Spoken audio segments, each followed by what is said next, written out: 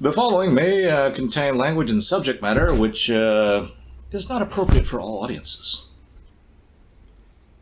Hello, everyone. Thank you for joining us once again on the Low Fact Podcast. Dave and Matt bumbling through limited brain power to answer the big questions of life. Oh my goodness. How did you describe it on the other episode? Pseudo-intellectual analysis. Well, yeah, we are pretty pseudo. But anyway, so yesterday we're starting to get heated, so I had to put the brakes on. I think I was getting a little bit heated. But we were talking about the abandonment of critical thinking and the embracing of fantasy, which I don't think is peculiar to just us now. Wait. Can I stop you before you start going into the fantasy thing? I don't know where I was going, but go ahead and say what you want to say. So you say you were talking about spoiled, not necessarily materially, but just in general, spoiled. Yeah. So each generation progressively more spoiled. Can be. And so there's a connection between spoiled and a lack of critical thinking. I think that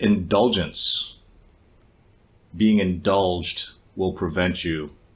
Well, number one, you don't have to worry about it. Well, I don't. Not even that you don't have to worry about it. I don't even think that it comes up. If you're indulged in the things that you think or how you on the stuff that you think or your desires, then you don't stop to think for yourself. Number one, like if you're not taught, that life is not fair or that the world is harsh or whatever, right?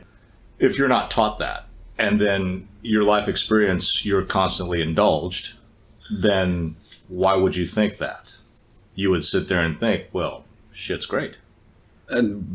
Which brings to me the story that is attributed to Marie Antoinette, when the people were crying out and unhappy, and she was all, why are people unhappy?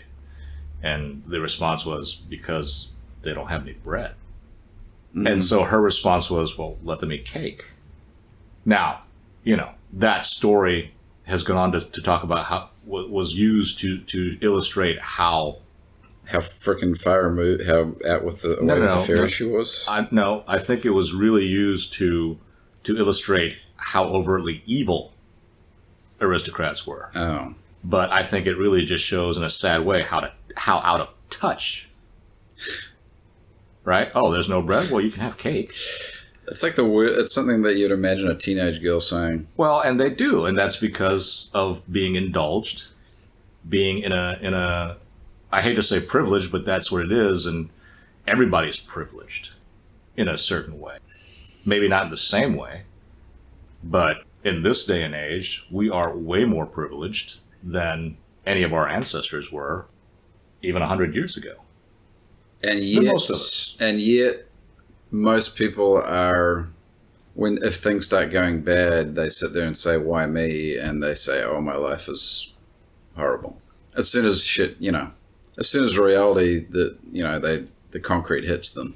Well, that probably just is an indication of how privileged or indulged of a life that person's been living. Right? If you had no hardships or setbacks, then you don't think there's a such thing as hardship or setback. Until there is. Right. But if you're a weird sort of cat and you sit there and think, well, I should be taller, that's not happening. And everybody says, oh, that's crazy.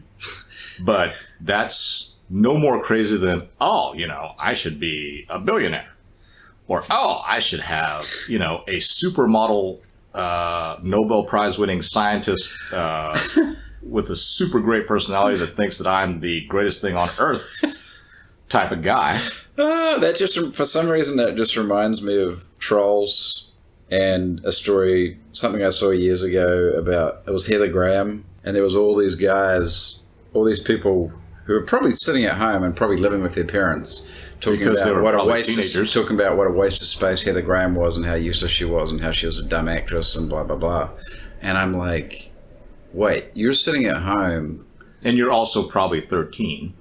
Yeah, slating Heather Graham. Because you're 13. You think they were teenagers? I think that most of the quote-unquote trolls are... Infantile children? No, are children, are young people. Now, if these are people that actually have day jobs... It's possible. And go to work all day and then, have a family to support and, all this stuff. Yeah. I don't think that you have time to read comments on anything. I just thought it was ironic. I was like, well, she's a fucking successful actress who presumably works pretty hard, right? And you're sitting there going off on her? I'm like, come on. Because you like Heather Graham or because... Because I like Heather Graham, and I think, like, trolls are, like, hateful people that haven't done anything who are just unhappy with their lot in life. But we're all trolls. How's that? Every single person on Earth is a troll. No. Sure. You just said if somebody who's, like, got working and has kids and a wife and a life, that they don't have time for that shit. Commenting on internet stuff is not the only way to be a troll. But that's where the term comes from. But it has more broader applications. How's everybody a troll then? The whole idea of calling those people trolls is to make yourself feel better about how, I don't do that, so I must not be a troll. You sit there and think that other people should be killed. You think that other people should just not have what they have. You think other people are douchebags. And when I say you, I mean all of us. How is that not trollish? Oh, it's better because it wasn't put online. Oh, it's better because I didn't voice it out and no one else can hear it. Yes. Well, isn't there a big movement still going, trying to change that? Trying to police what people think? I don't know. Sure there is. And it's not new. Are you talking about an ism? No, it's just not new. Yeah, okay, humanism. Humanism? It's not new. What? Disliking someone because you perceive that they're got more than you, doing better than you, for no reason. I work just as hard as that other person, and they got all this stuff, and I ain't got jack. How do you know? Number one. Why do you even care? Number two. Is life so much that you have to sit there and say, okay, I'm not doing this great because some other fucker got my shit? I mean, it can be, right? If that's what gets you through the day, then, I don't want to be near you. But, okay.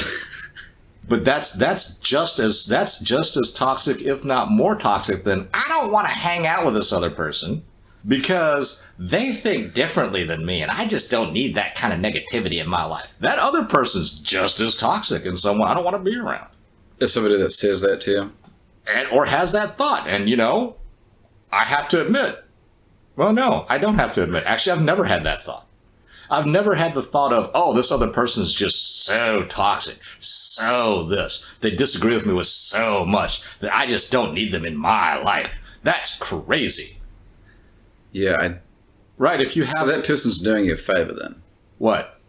If that person's like, hey, you're too toxic, I don't want to talk to you anymore. Sure. Just like, whatever. They're doing you a big favor. Of course, at the time, it might hurt a little bit. Like, hey, what do you mean? Well, why are you rejecting me? That feels very personal. And it is. Right? What do you mean it feels very personal? It feels very personal. No, it just is personal. It is, but, while you should take that personally, you should also feel sorry for that other person. I don't get it. It's a hurtful thing. What? If someone says that to you. Sure, but if you think about it, life is all about friction. You are never going to sit there with someone else and them think exactly the same thing you do at every time. You are not going to be a logical, rational person. Dude, I've sat around and someone says, hey, can you pass me that? And all of a sudden, I just get pissed off. You don't want to pass it? No, I just don't like that person for some reason. Because of the way they said... No, because of me. I'm just saying, because we're people and we're irrational. You can just sit there and someone say, hey, can you give me that? And you get all hacked off for no reason. There has to be a reason. Okay, because I'm a stupid person. I don't know. But that happens, you know. You've run into this. You've run into sitting there with someone and they say something and all of a sudden you don't like them for that moment. Hell, I've had that situation with somebody from the get-go where I'm like, I don't like that person. Right. But you can't just sit there and say, oh, because I don't like this person, I don't need to talk to them. I'm sitting there going, okay.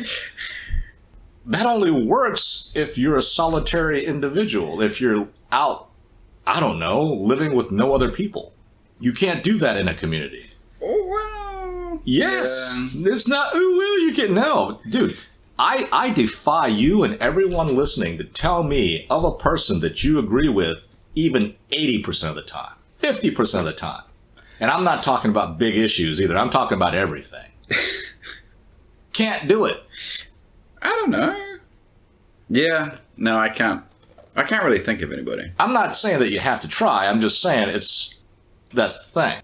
So, I don't know why we got into this. Probably because I derailed. No, because I was not thinking. But, so, you know, indulgence. Yeah. I think indulgence is like the first step towards not thinking critically. Well, that's now you can be indulged, but you can also be educated, and that will start you thinking critically. But if you're indulged and your education deprives you of thinking critically. Okay, so to take your example of Marie Antoinette. Sure. She probably had pretty good education, right? I don't know that women... Yeah. Or I don't know that royalty was particularly well educated. Because she definitely probably had the indulgent thing. I mean, she could play music. I'm sure she could read. But she probably maybe was not given the critical... I don't think that anyone back then was giving it formally, but they were through... I mean, they had tutors that taught them things like philosophy and... But they were given the tools through just learn by doing. Yeah. You're going to be the king, so you need to learn how to be a king. You need to sit in these meetings. Well, first you need to learn how to read. And then you observe your father or your mother, whoever the head of state is, doing stuff. And then hopefully you learn by osmosis, maybe not. Yeah. But anyway, we've talked in circles, and I feel that we've talked enough. And if my unesteemed colleague over here wants to talk about this more, we can do it tomorrow. Thank you very much for listening, and listen some more.